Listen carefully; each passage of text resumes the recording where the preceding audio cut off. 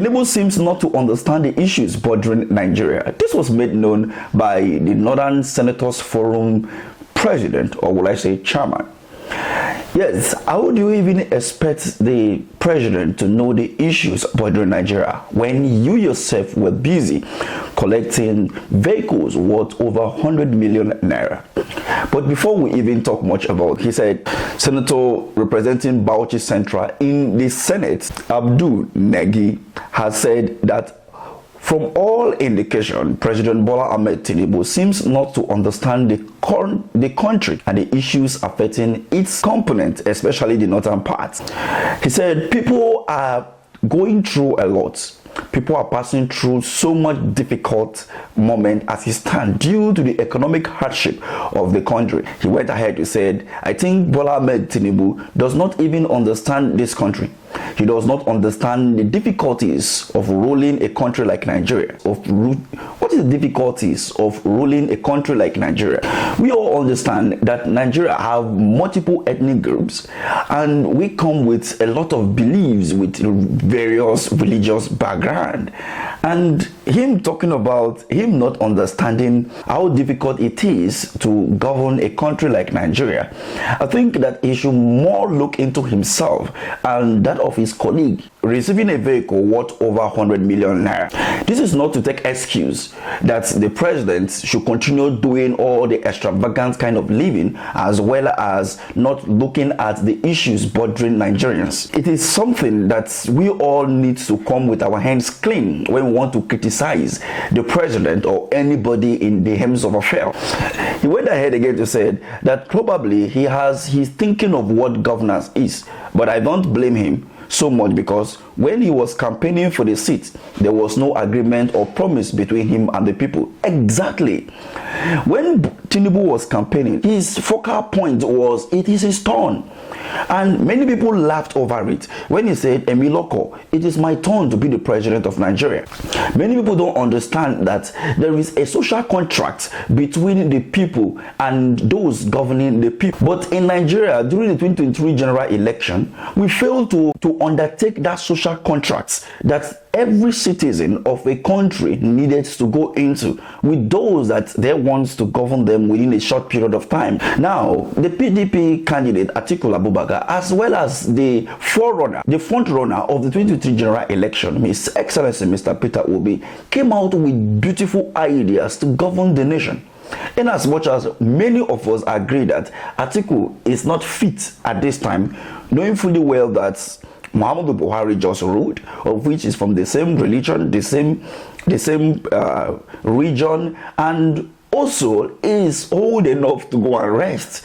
And the quest to become the president of Nigeria since 1992 is not a must to be the president of Nigeria. So it is high time for him to take a bow. His time is off. And that was the reason why everybody channeled energy to Peter Obi because of the beautiful ideas that he has for the country.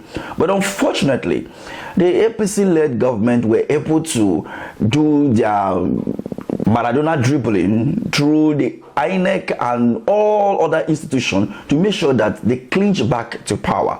And now Nigerians are suffering it. Not just Nigerians, the northern part.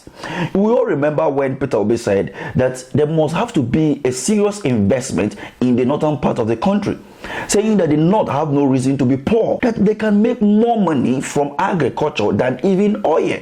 But many people look at this as an insult to the northern region of the country. But what happened? They are the one now complaining.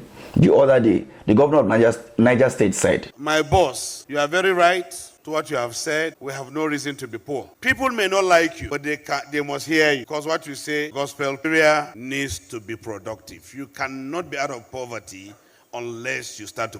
And this message, or this thought by the governor of Niger State went a long way to spark a lot of political hig-haggers within the Aso Rock. And we saw him kneeling down before the president. Anyway, I don't want to even go back to those dragging, regarding to him kneeling down to greet the president after making that assertion during the leadership award in Abuja. But it is obvious to note that Peter Obi actually mean well, not for him to be the president, but for Nigeria to work. But then many people don't like him, and they have no other option but to listen to him. But listening to him, they need to take what he is saying into action in order for Nigeria to work. So going further, the senator went ahead to say the most painful thing is that Northerners stood for him and did all they could to bring him to power. But unfortunately, there was no agreement between them and the president on what should be done for the North and the Northerners, especially taking into consideration the importance and significant projects that the North has been yearning and aspiring to get for a long time. For example, the Ajekuta project, the Mambila power project, the dredging of River Niger, and other notable projects. Now, talking about this is not about the North. This is one thing those politicians need to understand. Each time they come out to say, we the North, the South, the East, we have been yearning for this particular thing. No, it is a Nigerian thing.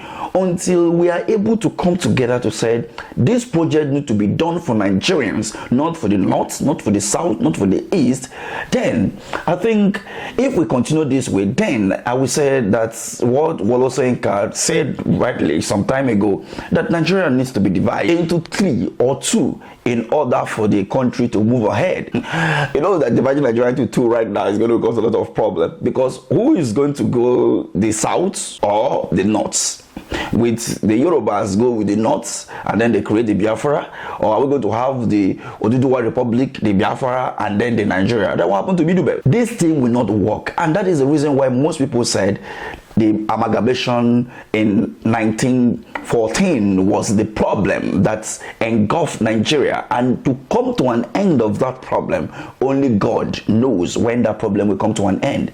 But then what the senator is saying, yes, it is true that those projects, if actually they are able to bring those projects into limelight, then the whole Nigeria will boom economically, infrastructurally, and our development index will increase by 50%. But then, what do I know? They always talk about region and religion, and that is the reason why the country is retrograding every now and then. Speaking further, the senator said that they don't criticize the government as the opposition party is supposed to do, because religious and ethnic bias have been brought into politics, citing an example that lawmakers from the Northwest and Northeast were stopped from opposition leaders in the Senate.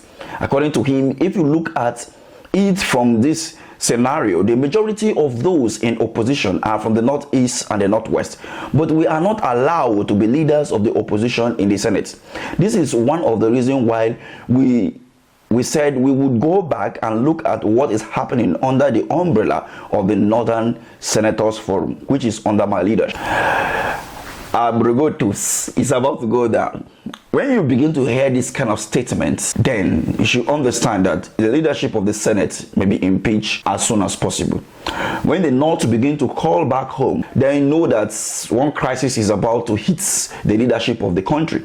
Because I see no reason why, even the North self, I see no reason why they should complain, because they had 8 good years of a president from even the Northeast that he is talking about. But what happened? They misuse the opportunity, they misappropriate the resources, and nothing came out of Muhammadu Buhari's 8 years of governance in Nigeria. So why are they complaining? As much as I am not trying to defend, the inability of the present government to make some certain good decision for the country, let us not forget that they have their 8 years, and that does not mean that the current president should also waste the next 4 years or 8 years if at all he gets another shot by 2027. But it's the fact that we need to tell ourselves to our face, let's stop this regional politics whereby this region will have its own time, they will keep quiet, destroy the economy, destroy the country politically, destroy the country in all ramifications, and then when another person take over, they will now sit down and begin to blame the government for not doing well when they had their time and never did anything. Then talking about the Northeast and the Northwest not being allowed to be the leaders of the opposition in the Senate, it is because, yes, it's fine. That is because the Senate is being structured in such a way that when the power moves from a certain region, then everything moves from that region to another region. And this is because they want to maintain sanity. And you know that the opposition is not actually an opposition like we, the citizens, look at it from outside. When you look at these people trying to win sympathy from the people, they don't really criticize as opposition as they ought to do, because I see no reason why you see some certain things happening within the Senate or the House of Rep or within the presidency. What the country is being structured to be is having the legislators, the executive, and the judiciary, three arms of government, of which they are to checkmate each other's power.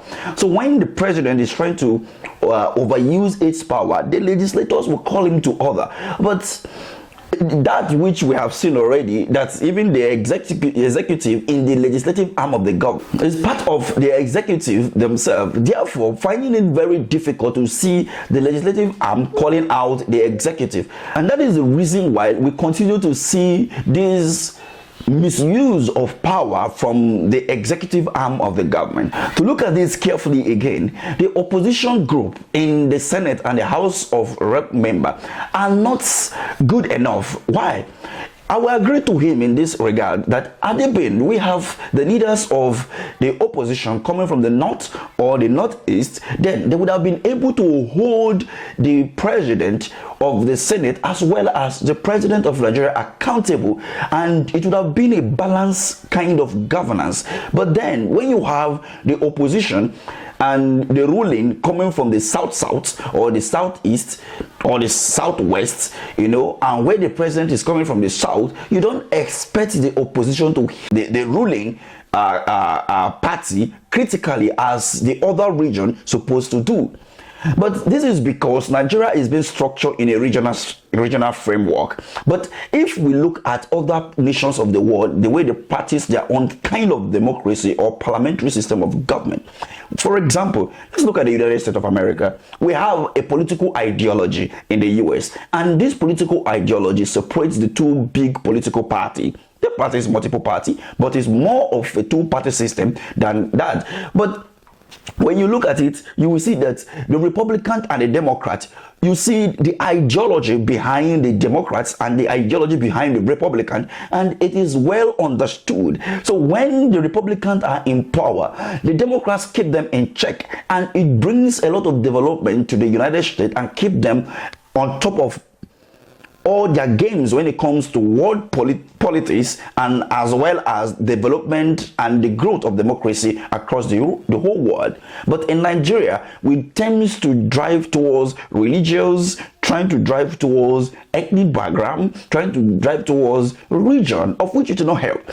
But some people believe that, I think it is better for Nigeria to even move to a regional system or a more pragmatic parliamentary system of government in order for the country to move ahead. While when we have you know, the western region, the southern region, the northern region, and all of that, maybe that will bring a lot of development. This will be in our next video that will be coming, will be rolling out before the end of this month. Anyway, what do I know? We're always here to give you the gist, as well as to criticize those people who don't want to put the country in the map of the world when it comes to development.